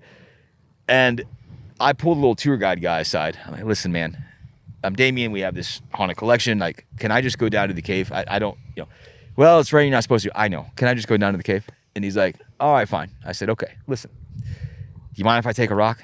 He goes, I wouldn't suggest it. I literally go, that's not what I asked you. Yeah. Do you mind if I take a rock? Whatever you want to do, it's fine. All right. Walking down to the cave, hear a blood-curdling scream for some reason. It's weird, dude. From the cave? I don't know where it was from, but in the middle of the day, out in the middle of the woods, nowhere. It was weird. Get down to the cave, and I grabbed several rocks. Okay? So, all right, hold on. I don't know. Sorry to cut you off, but there's been a lot more bugs. Yeah. Since we're having this conversation. Well, what's interesting is if you talk about the Bell Witch Cave, there's a big spider problem in there, by the way. Okay. But so took a bunch of these rocks. Our poor para-roadie, what we call him, he drives us around everywhere. He's part of the crew. Sir Talking Hair, Eric, we love you to death. We're in his truck. I've got all these rocks. He looks at me. He goes, brother, please, no. You grabbed Dude, I'm walking rocks. up like this from the cave, okay? Like this, literally, Yeah. And I'm like, we're putting these in your truck, Eric. He's like, we're in fucking Tennessee. We are not driving back to Texas with these in my truck. I said, Eric, what am I going to tell you? We're doing it. We open the bed of the truck, put the rocks in there. Keep in mind it's raining. So we drive. We get to where we're going. We get out of that fucking truck, and there are handprints on the back of that truck in the chalky residue of those rocks that shouldn't have been there because the whole car was wet because it had been raining. Obviously, it wasn't from us, like weird, kind of these long, spindly fingers, whatever. So we have a bunch of the rocks. We decided after the whole Jeff Dahmer thing that we told you about with the thing masquerading, we're like, well, fuck, let's see if we can get this Bell Witch entity to do the same thing. Because we're idiots. Y'all just asking for it. Yeah. So we start experimenting with the rocks. Find out. We start experimenting with the rocks. Something starts happening around the house that it's night is just like the Bell Witch haunting stuff. I'm getting hit in the head in bed. It's apporting shit. It's things are coming up missing and coming back again. The biggest one, this is when your listeners are going to turn this off and say that we're idiots and we're crazy, is we fucking wake up one day and on our sheets, just white sheets, there's these black handprints, real long fingers, this and that. She has washed these sheets and bleached them several times. They will not go away. Yeah, these handprints will not go away. Keeps getting darker. And they're very weird. Well, I do just want to clarify, they're not black. They're like, when I first saw it, like I thought it was maybe like spilled coffee or something, And Dark, and I called him in. I'm like, did you spill anything on the bed? And then he looks and he's like, what the fuck is this? And it literally is like a handprint. Yes, we do still have the sheets. Yeah, they're part of the collection. You can see it? Yes. Oh, yeah. Yes, and they won't go away. Yeah, there's multiple. Like, it literally looks like a and it's the same kind of handprint that was on the back of Eric's truck. These and long kind of fucking alien fingers. Yeah, and we even, like, when we first saw it, you had taken a picture and you texted it to Eric unprompted, right? And you were like, what does this look like? And he literally said, that looks like the handprint that was on the back of my truck in Tennessee. So that all to say, though, that this idea of items being haunted or cursed, which these rocks would be considered cursed. I mean, the amount of stories of people having hard times, deaths, bad luck, the stuff that we're telling you about is extensive. So it's always sort of been there with us. I can't understand why the rocks themselves do this. Do I think each individual rock has an attachment? No. I think it's simpler almost than that. I think that the location has something to it that can allow itself to attach to you. That being said, I just want to... Uh-oh. Don't tell me he brought a rock. I'm so sorry. Tell me I don't want that shit. For your listeners, I'm reaching into my bag and pulling out another bag. I'm reaching into that bag and I'm pulling out a rock. Oh my goodness. We're fucked. 100%. This is from the Bell Witch Cave. This is one of the cursed rocks, of which we have a few. Obviously, we will take this home off your property, but it's now been here. I'm not too worried.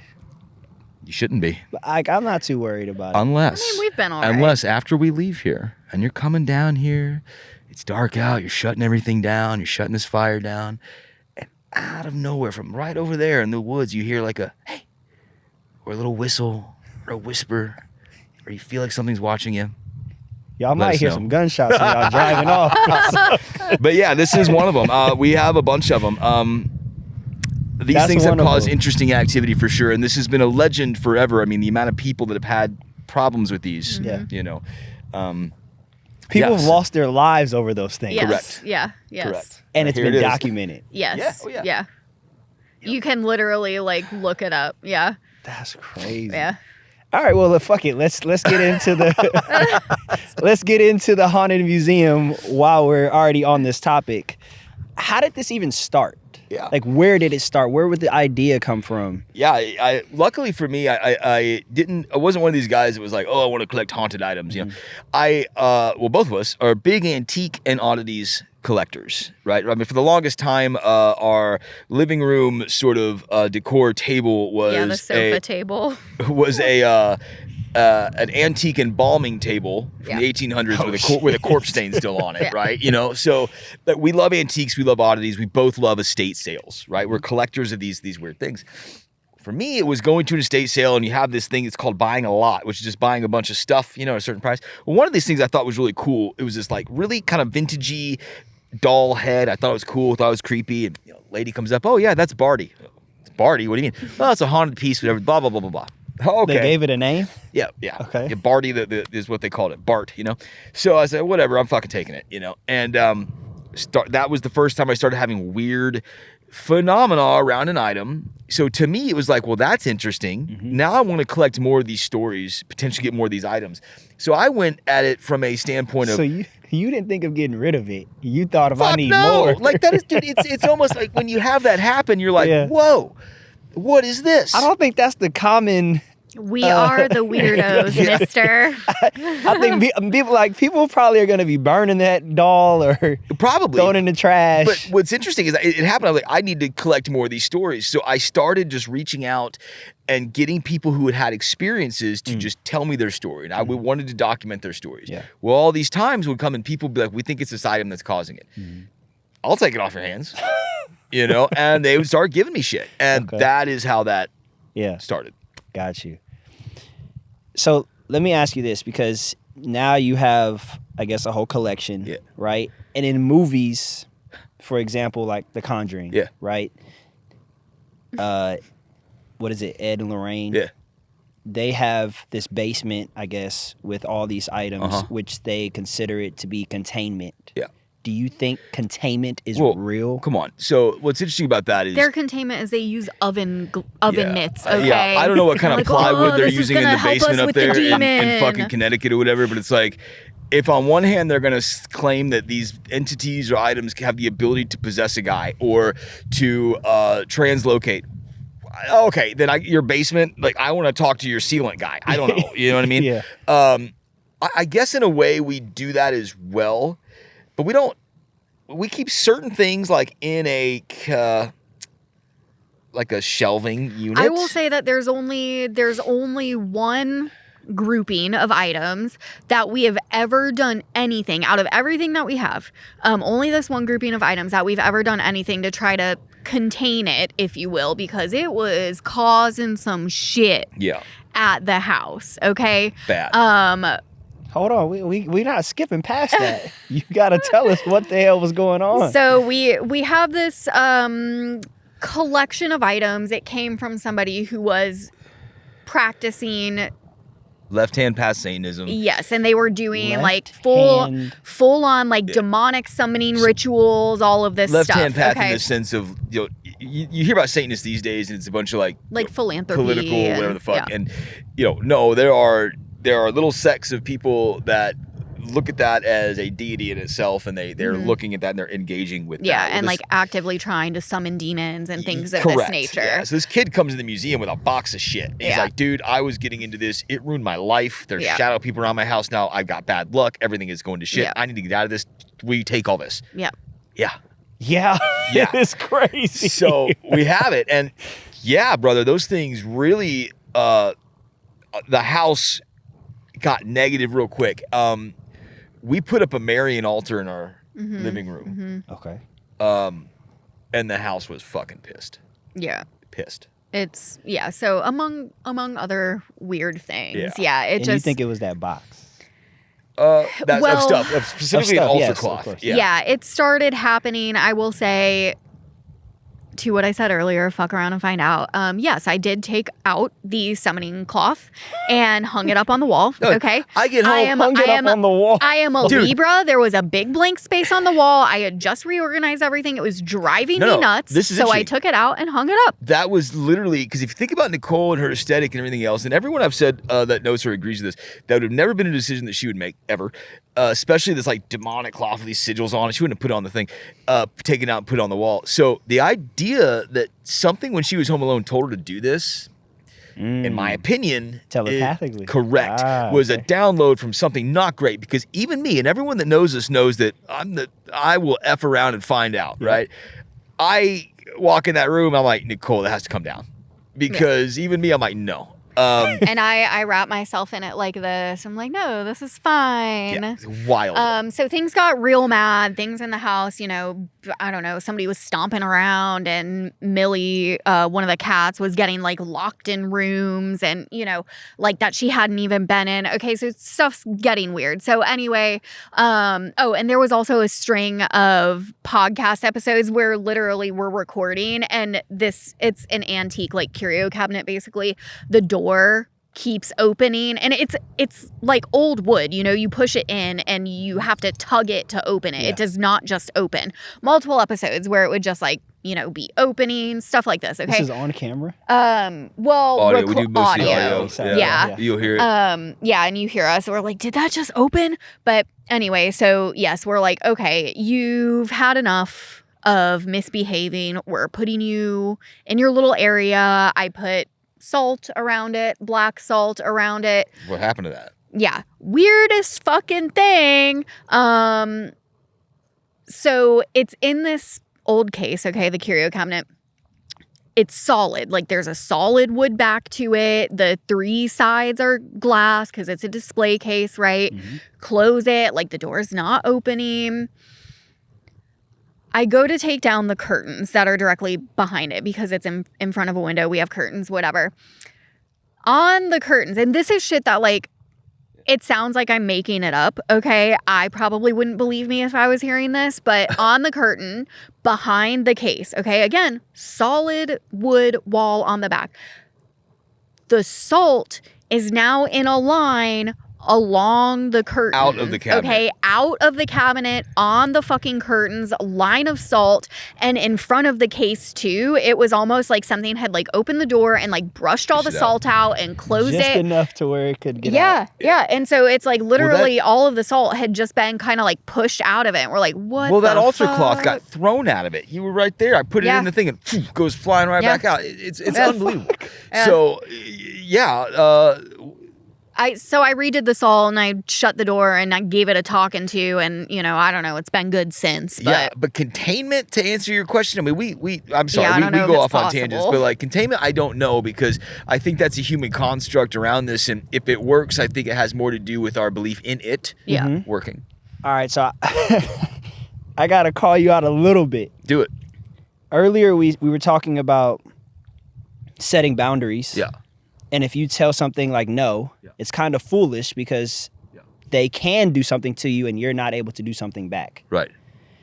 You guys setting boundaries is almost the same thing, or the salt, oh, it definitely is. So right? the salt- It's like they don't have to listen to that. No, No, and they don't. I think very clear in that instance it showed, because they pushed that damn salt Yeah, that's out. why they pushed the salt out. It The was like a only big thing- middle finger. The only thing that I've seen that works, and now it's going to sound like I'm trying to convert people, but I'm not, and I'm not even what you would call like a religious cat, right? But you see, we wear these. We both wear these miraculous medals because the only thing I've seen stop this shit is Catholic imagery, specifically Marian shit. I can't explain it. Cannot explain it. Don't know why. We had a wild incident in Watseka, Illinois, where I may or may not have had a slight possession. Who knows? We got home and the house was so off, and our dog, clearly something had been fucking with it when we were gone. We show up, his tail's between his legs. He's all like this. It was crazy weird. He had been howling the whole time while we were gone, which he I got do. mad because I just coming off this thing spiritually attacking me, we'll call it that. And then I get home and I realize the house feels dark, it feels bleak, and that our poor dog was clearly being fucked with. So we walked around that house flinging holy water, and that seemed to keep it in check. I can't explain why. I'm not going to say that it's like, well, no, but I've never seen another practice actually be able to do that. Never. Not salt, not fucking sage, and not your boundaries. Tried. You know, we tried it all. Yeah, and I think that's the thing that's like constantly fucking me up is like they're obviously, like, we've experienced enough at this point to see clearly, like, there obviously is some sort of rule book of some sort. I don't know what it is. And it also seems like, I don't know, there are some things that maybe have to abide, some things that maybe don't. I don't know what the rules are. I wish I did. Which, by the way, they have said in old biblical texts, all the old biblical texts say there's these rules that these things have to follow. And then if you just ask them, they say if you announce the name of God, that they can't, they won't want to respond, or they can't do it. So I don't know. Damn. Has there ever been an item where you considered like destroying it? Fuck no. No. Look, the stuff that's happened around this rock, which led to the Watseka incident, the mild possession, we'll call it that for lack of a better term. And I still say our next trip through Tennessee, we're going to stop back there and get more rocks. You know, the Hill House items that we have that have caused attachments to us and people we know and love and everything else. When we go back tomorrow, the owner's like, hey, you want this thing? Yep.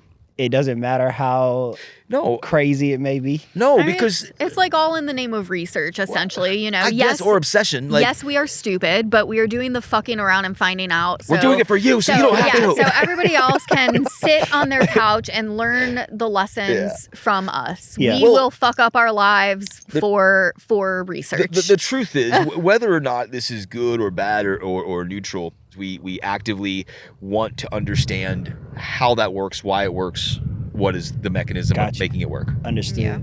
I will say, though, to be fair, if we did ever have something that was like consistently and actively causing like physical harm or things like that, like, I probably would consider getting rid of it. You know, like, I'm not trying to get pushed down our stairs every time I'm walking down them or things like that. You know, I do have boundaries. Okay. But we haven't encountered anything like that. And, you know, again, we have had some things at times, like I mentioned how it was like, you know, locking the cat in a room, or, you know, obviously that time it was fucking with Hurricane, our dog. But yeah, I don't know. I think it would have to be pretty extreme. That's tough because we also collect antiques and oddities that aren't haunted. I mean, we've got everything from Haitian voodoo items. We have a very extensive Ouija board collection, everything from the early 1900s all the way old, to like, occult modern items times. Bunch of Freemason shit, old occult items. We have a couple of child coffins from the Victorians. I got all kinds of stuff, man.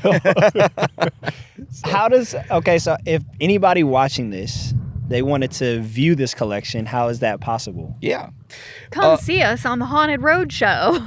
Okay, we're coming to your town. Come see us on the Haunted Roadshow. Or if you listen to the podcast and you like it, you know, we do have a group people can join, you know, called a Patreon, where we're doing constant experiments with them live with the items.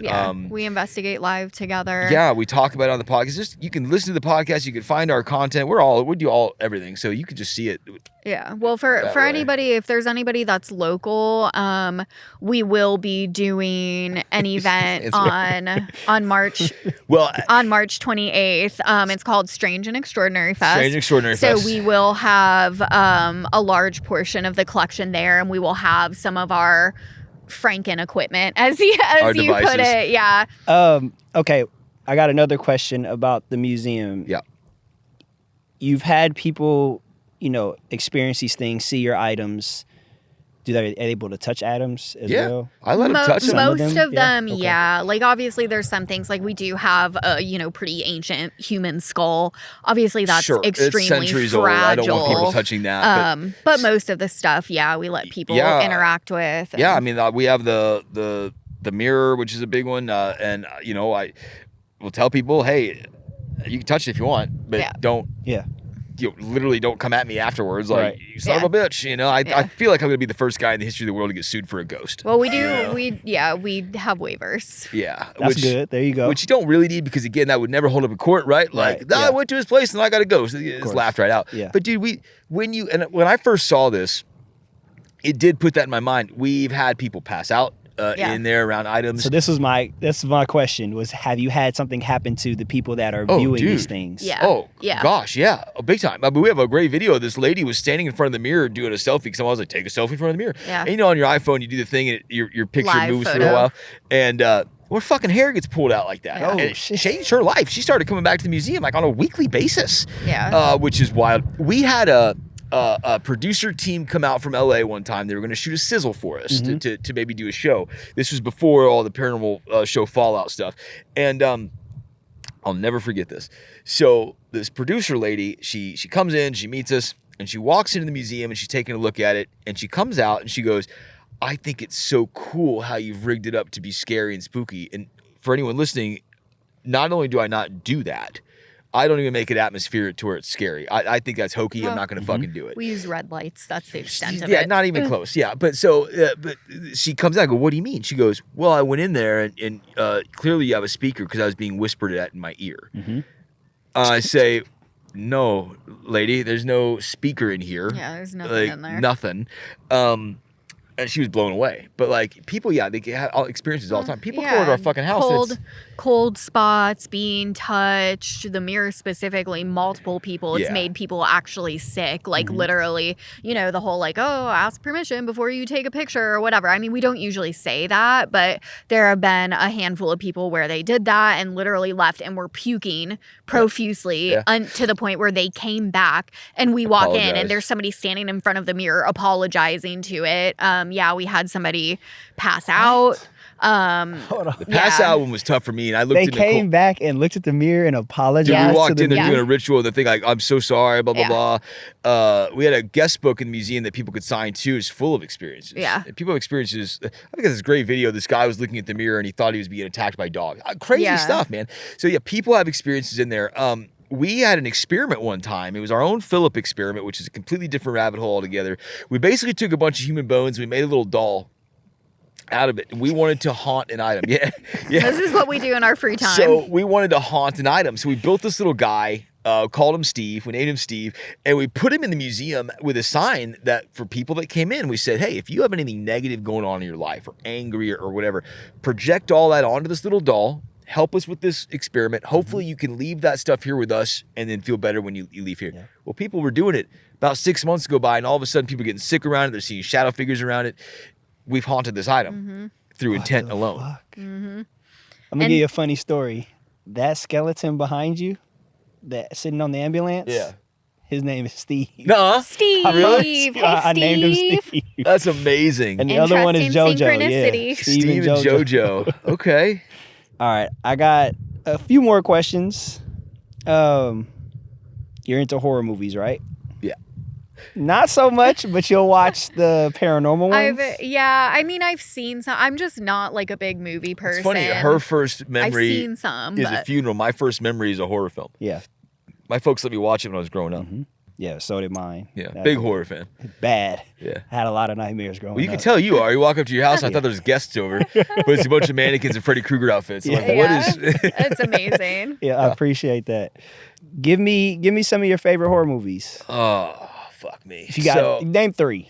I love Giallo films, so like it's funny. I showed her Suspiria, the Dario Argento masterpiece, and weren't having that one. A little too artsy for you. To be fair, I did like it. I love the neon lighting. I think it's very interesting. I just didn't like the very overtly fake blood because it just kind of took me out of it. You know what I'm saying? As far as the best ones go, it's funny.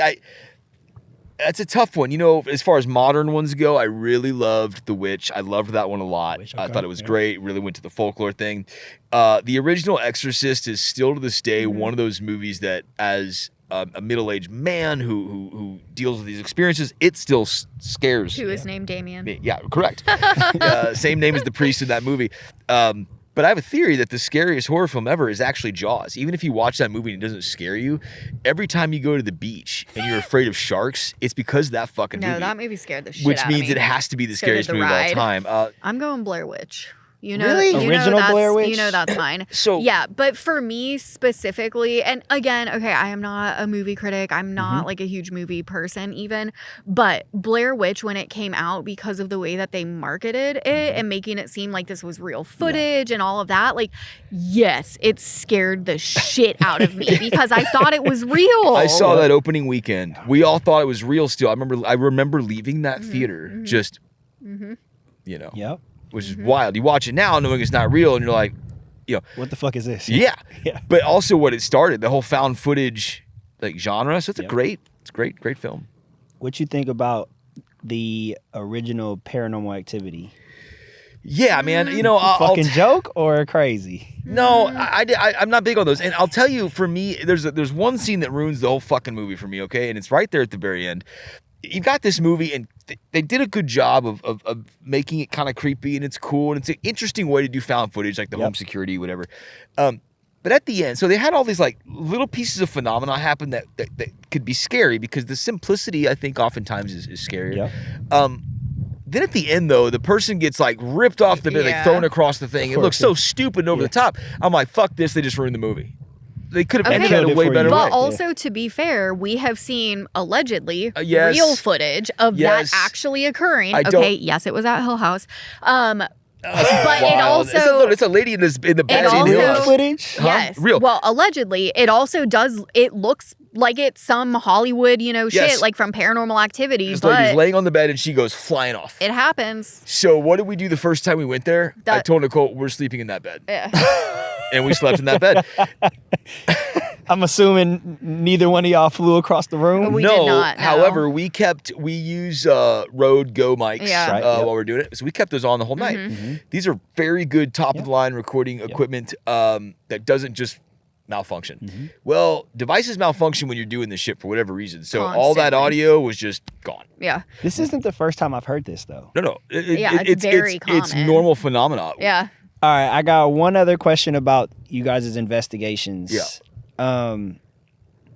Has there been a time where you guys ever been genuinely afraid for one another? Yeah.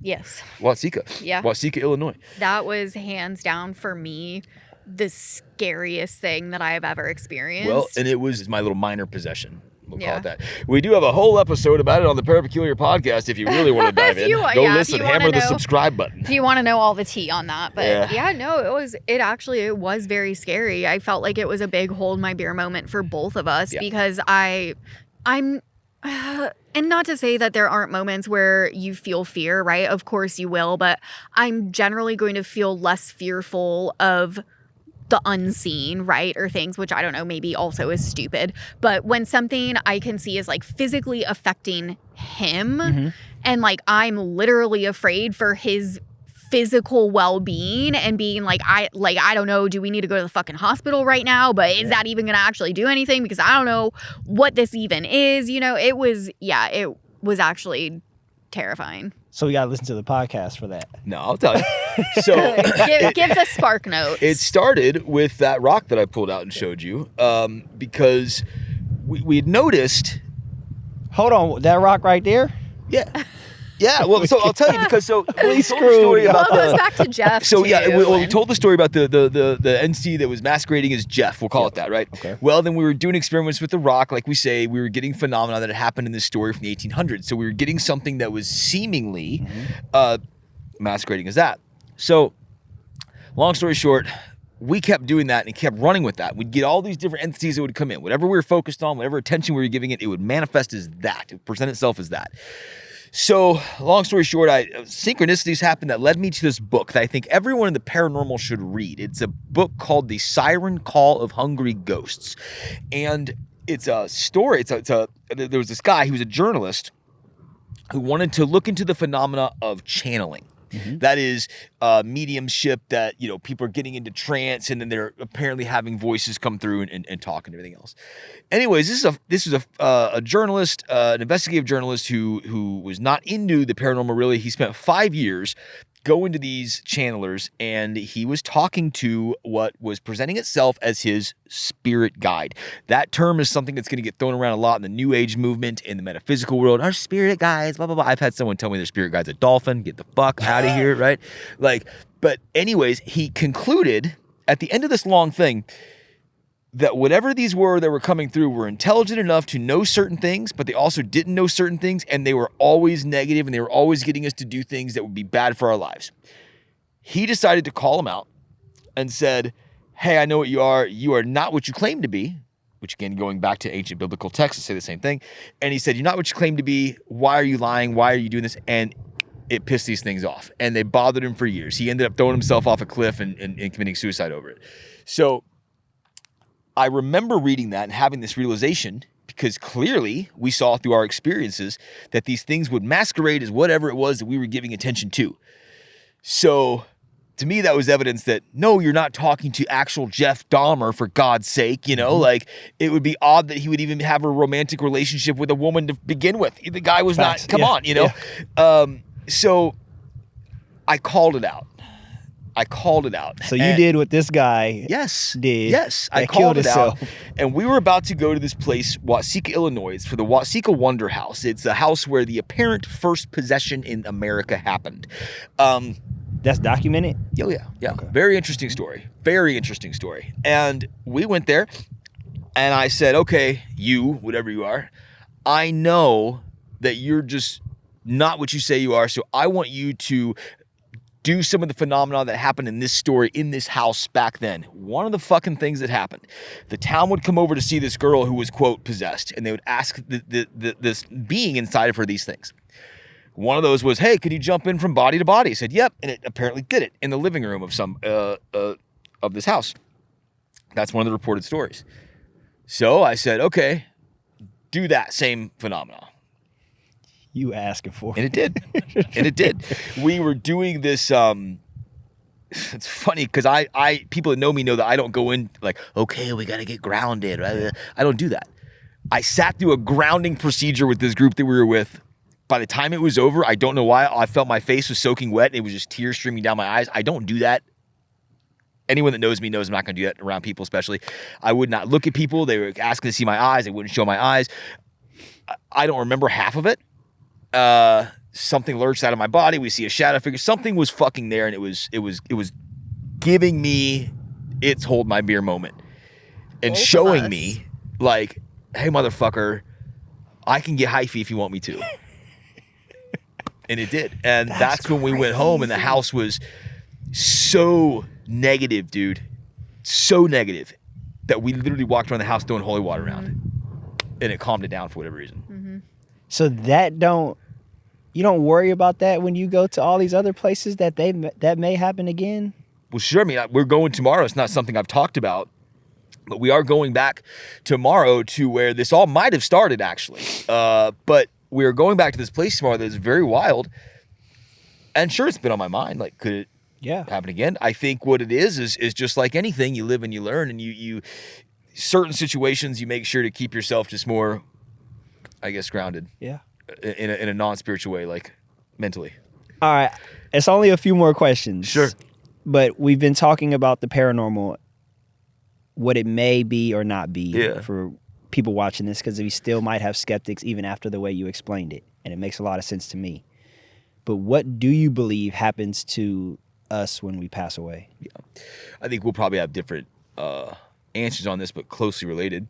I think when we talk about that idea of a network, I think we all share a consciousness. I have an idea that every moment that we are observing consciousness goes to the quantum physics and the idea of the observer effect. I think that we are shaping reality as we are observing it. We are all observers, is all we are. Observers of this and creating this sort of reality based off of our observations. You ever noticed how when a whole group of people has like a negative thing go on, everything starts to go negative because their perception is now negative. They're now experiencing and observing negative, so the reality becomes negative. I noticed this during the fucking lockdown of COVID. Like, the whole world was in a negative spot and fucking shit got weird. Yeah. Real quick. It did. So I think that's going on. So I think that when we die, it's a less simple version of our soul goes out to whatever you want to call it. I think that there is a network think of it like a computer, right? If I get on my desktop computer, I have all these folders. I don't see what's in those folders unless I interact with them. I think that that's data. We become information. We become data. All of our memories, all of our thoughts, all of our fears, all of our loves, all of our everything is out there into this reality of this consciousness field that we are all a part of. I think that's probably the closest thing I can think of. There is also, because I do have to say that I don't know for sure, but there is also reason for me to believe through my ITC research that there's a level of reality that we go to next that is seemingly very close to this, but in a non-physical way. Okay. It's like this reality, but not with the physical limitations. These seemingly are the beings that we will talk to during our ITC session. So that is another thing that could potentially happen just based off experiences that I've had. Yeah, like a different dimension or like plane of existence. Not even or that. Something. Just a reality or existence that is in our space and time, but we can't really interact with, I guess. Yeah, and I feel like I look at it like fairly similarly, but I would probably describe it differently. Like to me, I feel like it's like I would probably say soul fragments essentially.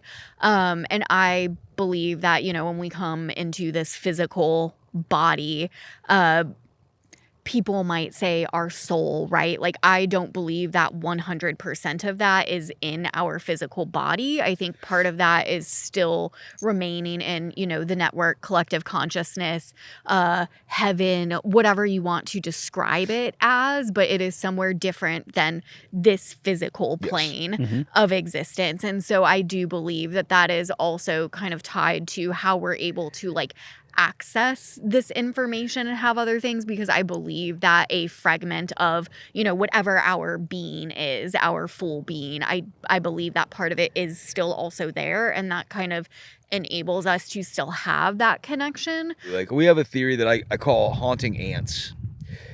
If you went and you got an ant farm right now, and you got these ants in there and they're in their world, well, you're watching it. They have no idea what or why or how you are, but you can interact with them. So if you start doing things like tapping on the ant farm at specific times of the day, maybe you shine a red light in there when they're doing something. Well, what have you done? You've literally created paranormal phenomena in their world. If I reach in that ant farm and I pull an ant out and I take him to a petri dish and I poke him around a little bit, and then I put him back, and his little buddy's like, where the fuck were you at? We're trying to build an ant farm. By aliens. He's like, dude, something took me out of the sky and literally did this thing. You've just created an alien abduction. Yeah. Yeah, you're in their space, their reality, but because of the nature of ant, they can't even look at you and recognize you're a thing. So they will never be able to understand what you are, how you are, or why you're doing these things like picking them up or flashing the light in their anthill, whatever. Now, they may come up with their own ways to perceive it. Right. And then maybe their little colonies will have ideas of this entity is doing this and because of this. Yeah. But you're showing them ways that they can interact with you, but they will never be able to understand what you are, no matter how hard they try, no matter how hard you try to explain it to them, because there is that disconnect there. An ant, we are this. Yes. So I call it haunting ants because whatever we're dealing with, we are the ants in the situation. Damian might be the king of like painting a picture so you can understand it. I try. If you could hear what goes on in my mind, you know, it's awful. Yeah. So yeah. All right. And I said we were going to talk about UFOs, but sure. Well, we have been all the time. We have, but not a full deep dive. I say that only because we are of the mindset that they're probably related to ghosts, closer to that than a lot of people think.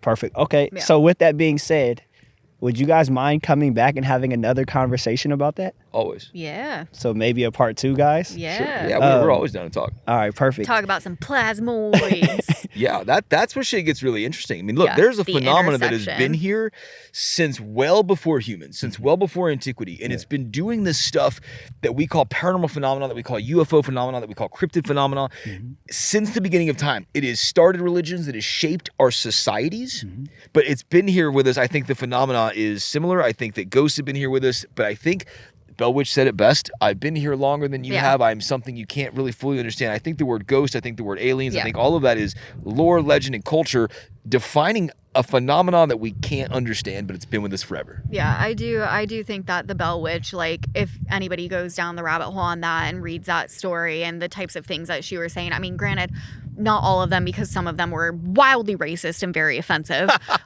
Yeah, but she was a witch of I her think time. a lot of the things that she said in terms of like what this is and how it works and all of that, I'm like, I don't know, dude. I'm kind of the mind at this point. I think the Bell Witch just told us what all of this shit is, to be Interesting story honest for with sure. you. All right, well, we might have to get y'all out here for part 2. Thank you for But, having us on, man, and thank course. you for your listeners for putting up with us for 2 hours. Yeah. I appreciate y'all, man. Thank you to anybody that's watching, supporting the channel. And actually, may you please tell them one more time where to find you guys and what you guys do?